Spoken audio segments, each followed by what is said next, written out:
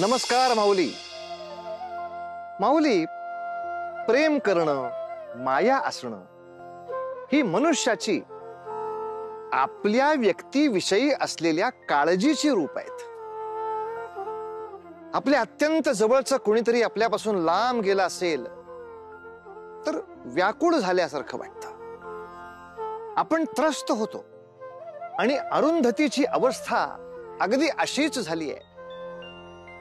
कल्याणच्या विरहानं तिला जगणं असह्य झालंय माऊली. तिच्या जगण्यासाठी आधार म्हणून त्याच्या अनेक आठवणी तिच्या गाठीशी आहेत, पण त्या किती दिवस पुरणार? तिला आता आस लागली आहे कल्याणच्या भेटीची. आज आपणास बराच लांबचा पल्ला गाठायचा आहे. हो हो, सर्व साहित्य एकत्र बांधलेलं आहे.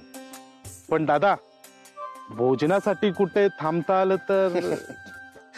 हो हो, मला ठाऊक आहे तुझी भूक. थांबू आपण. चला चला, लवकर चला, लवकर चला.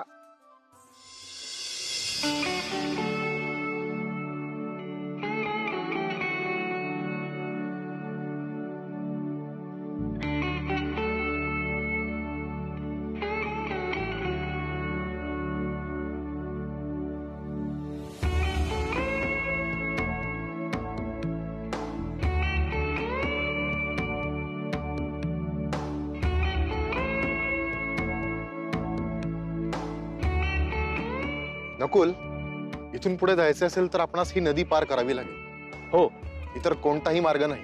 दादा, काळजीच नका करू. मला माहिती होतं आपल्याला असा खडतर प्रवास करावा लागेल, म्हणून तर तुम्ही पेटारा सोबत घेतलाय. अरे हो, पण सांभाळून. त्या पेटीतच धन आहे. दादा, काळजी नका करू ना. ते धन आणि साहित्य मी व्यवस्थित असं बांधून ठेवलंय त्या पेटाऱ्यामध्ये. चला तुम्ही. ओ दादा, ओ थांबा दादा, ओ थांबा. पुढे जाऊ नका. का? कुठे निघाला आहोत? नदी पार करताय? हो. आपण कोण? आम्हाला ही नदी पार करून पुढे जायचे आहे. महत्वाचे कार्य आहे. नाही नाही, आज जाता यायचं नाही. का? अहो माझा ऐका. ए बाबा, आम्ही महत्वाच्या कामासाठी चाललोय ना नदीच्या पलीकडे. हा, आणि तू कोण, कुठला? हे बघ, जाताना ना नाट लावू नकोस मध्येच. ओ नाट कसली? तुमच्याच भल्यासाठी सांगतोय ना. आणि हो, तुम्हाला माहिती आहे ना, बघा आज पाण्याचा प्रवाह किती जास्त आहे ते. एकही नावकरी नाव उतरवायला सज्ज नाही. आणि हो, मी आपला हितचिंतक म्हणून मी माझे काम केले.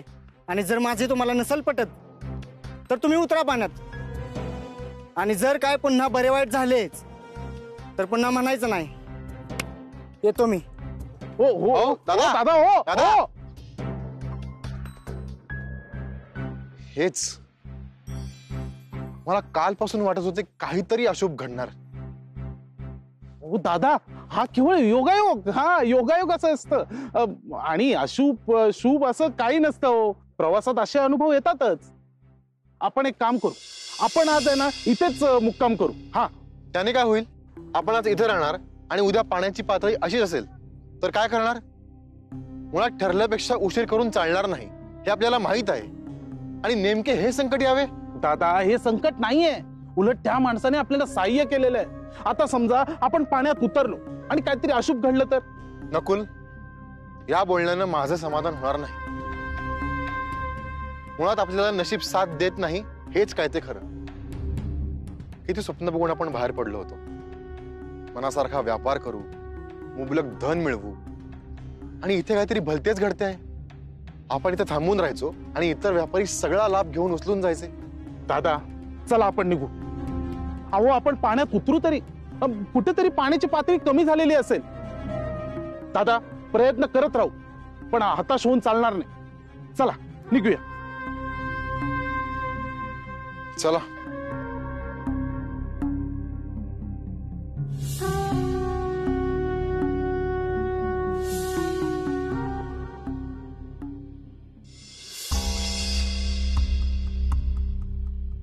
आणि बरं का पुत्री, मी जरा अंमळ असा विचार करत होतो की अन्नाची मात्रा 2 घास कमीच करावी.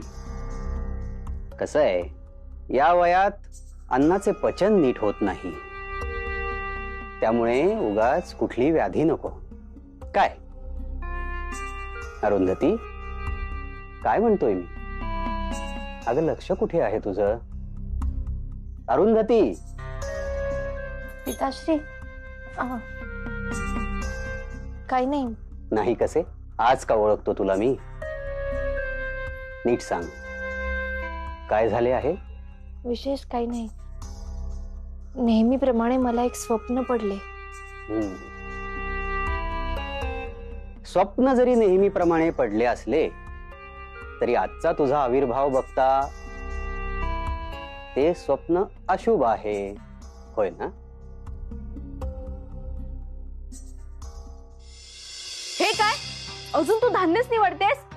शिबाई, हिला दिलेले काम देखील वेळेत पूर्ण झाले असे कधी घडलेच नाही. दिवस डोक्यावर आला तरीही स्वतःच्याच नादात. वरुणिका, अगं शांत हो. किती टाकून बोलशील तिला? दिसत नाही तिची मनस्थिती ठीक नाही ते? अगं तिला बरं वाटत नाही आणि त्यामुळे तिला काम उमजत नाही. हो हो, जसं काय आम्हीच सांगतो ना हिला वाईट साईड स्वप्न बघायला. आणि म्हटलंच आहे कोणीतरी, मनी वसे ते स्वप्नी दिसे. सदान कदा त्या स्वप्नांना कवटाळून बसल्यास मनस्थिती बिघडणार नाही तर काय? वरुणिका, अगं किती अभद्र बोलतेस. जरा जिभेला आवर घाल. मला नका थांबू पिताश्री. आणि काय चुकीचं बोलते आहे मी? का राग येऊ नये मला हिचा? तुम्ही देखील साक्षीदार आहात या घटनेस. या अरुंधतीला काही वाईट स्वप्न पडले आणि त्यानंतर माझे पती म्हणजे तुमचे पुत्र घरातून निघून गेले, हो ना? हेच आहे ना सत्य? नाही ताई, तुमचा गैरसमज होतोय. मी का असा विचार करीन की या घरातल्या कुणाच्या बाबतीत वाईट घडावे? माझ्या मनात देखील असे नसते. अशा वाईट घटनांची स्वप्ने पडतात म्हणजे भविष्याचे संकेत भासावेत असेच. हे सांगून तू केवळ स्वतःचीच समजूत काढते आहेस. मुळात तुलाही अशी अभद्र स्वप्ने पडतात म्हणून हे असे घडते आहे. मग ते तसे सत्यात घडावे म्हणून भाग पाडते आहेस. वरुणिका, तू आता तुझी मर्यादा ओलांडते आहेस. पिताश्री, आपण मलाच बोला. ही अरुंधती जो सासूतपणाचा आव आणते ना, त्यामुळे माझं सौभाग्य उद्ध्वस्त झाले आहे. माझं आयुष्य उद्ध्वस्त झालेलं आहे. आणि आता स्वतःवर वाईट वेळ ओढावली तर का अस्वस्थ होते ही? याला तूच कारणीभूत आहेस. तू पापी आहेस.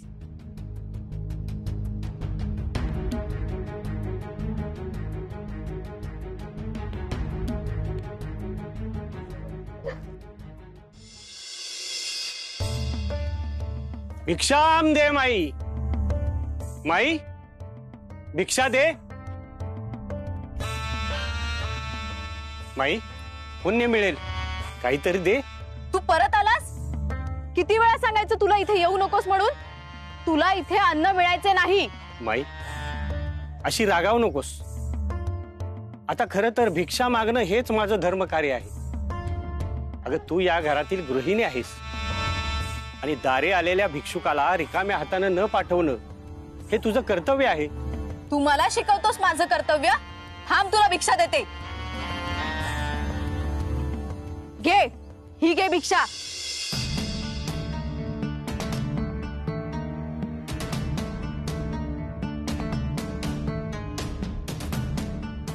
ताई, अहो काय करत आहात? भिक्षा म्हणून दगड देत आहात. योग्य नाही हे ताई.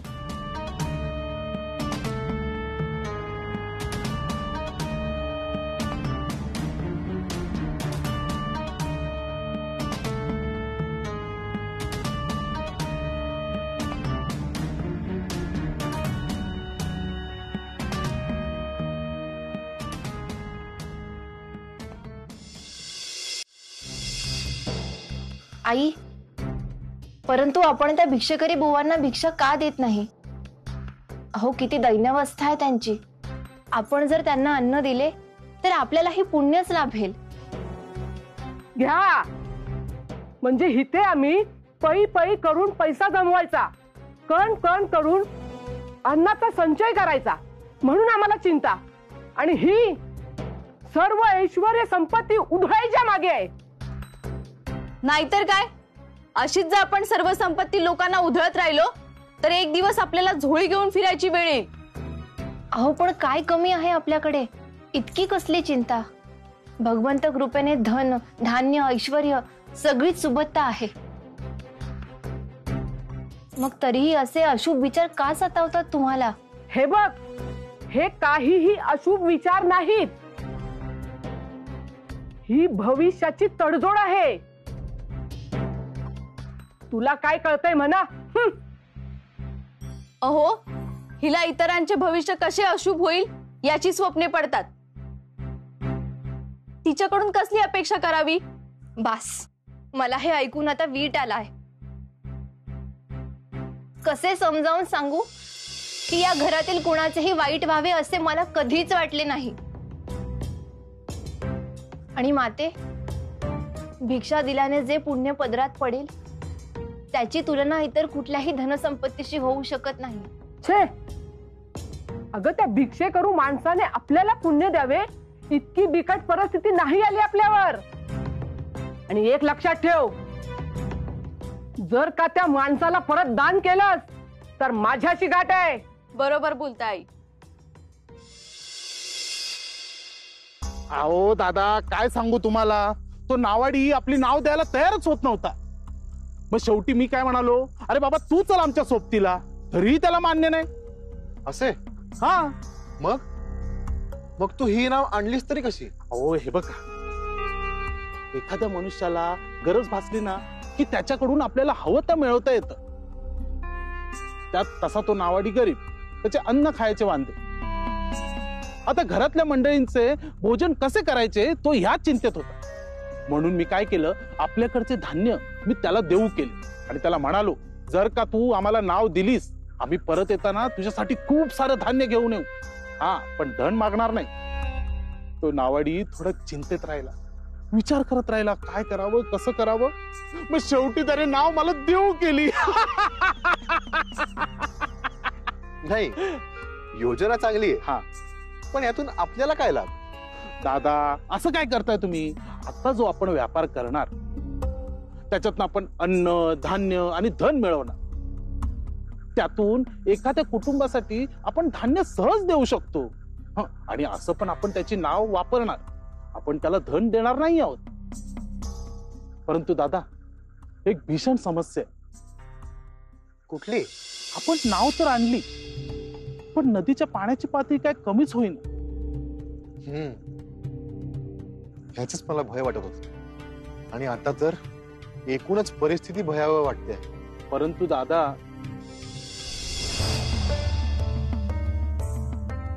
दादा ते बघा, दादा पाण्याची पातळी पूर्णपणे खालावली आहे. काय सांगतोस? हो, मगाशी पाणी मंदिराच्या पायरीशी लागत होतं. आता पायरी पूर्णपणे कोरडी आहे, म्हणजे पाणी पूर्णपणे उतरलेलं आहे. दादा, आता आपण नाव सहज घेऊन जाऊ शकतो. नकुल, हा, असे घडू शकते? हो दादा, हे मी खात्रीपूर्वक सांगतोय. अरे उत्तम. हा, ही तर सुवार्थ आहे. मला असे वाटते आपण ही संधी गमावता कामा नये. हो, आपण तातडीने प्रस्थान करू. आपण लगेच निघू आणि लवकर जाऊ. म्हणजे आपण नदीच्या पलीकडे पोहोचलो ना की बाजारामध्ये आपण खरेदी करू शकतो आणि आपल्याला जास्तीत जास्त नफा होईल.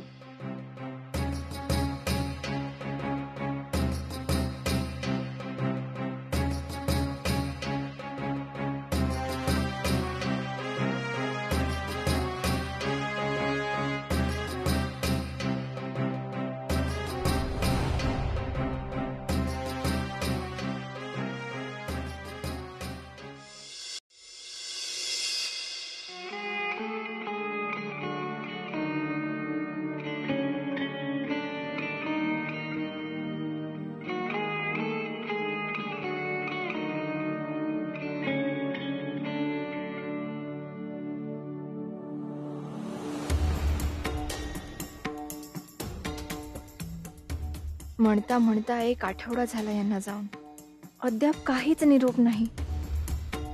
माझा जीव घाबरा होतोय आणि यांना काही आठवण येते की नाही कुणास ठाऊक. आपली कुणीतरी तळमळीने प्रतीक्षा करतंय हे कसे कळत नाही त्यांना.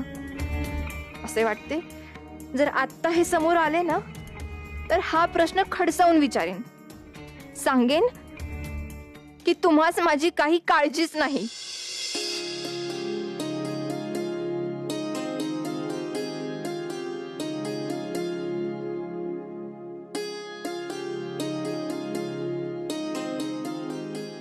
हो, अगदी मनापासून विचार तुला जे विचारायचंय ते.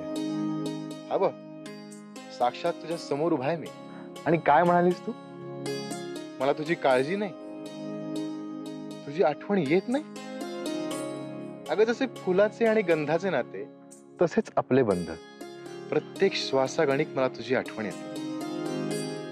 जीव माझा देखील तळमळतो. कसे ते सांगू? राहू द्या, आता कितीही बोललात तरी काही साध्य होणार नाही. इतकी जर आठवण येत असती तर एखादे पत्र लिहिले असते, विचारपूस केली असती.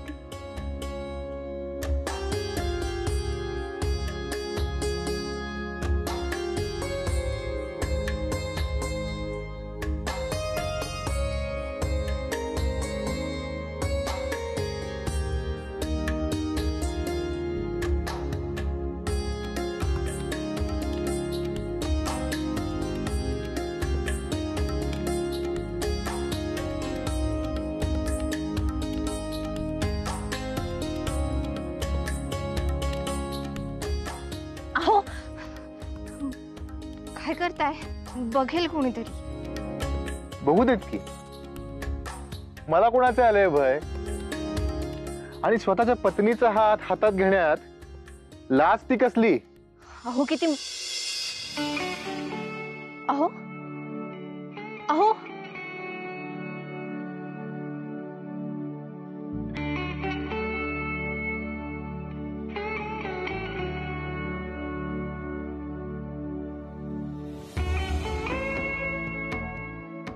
असे भास म्हणून भेटलात तरी चालेल, मी त्यातच आनंदी राहीन.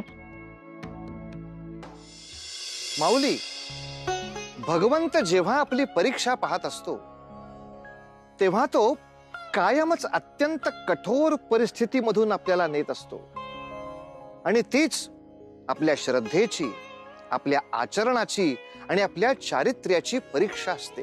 कितीही बिकट परिस्थिती आली, कितीही कठीण बाका प्रसंग आला तरी सुद्धा आपण संयम तर सोडत नाही ना, हेच त्याला बघायचं असतं. आणि म्हणून कितीही संकटाची वादळं आली तरी आपण आपलं सत्कर्म करीत राहावं. भगवंतावरची श्रद्धा अबाधित ठेवावी, तेव्हाच त्यातून मार्ग निघतो. हे त्रिकालाबाधित सत्य आहे माऊली, त्रिकालाबाधित सत्य आहे. म्हणून उतू नका, मातू नका, घेतला वसा टाकू नका.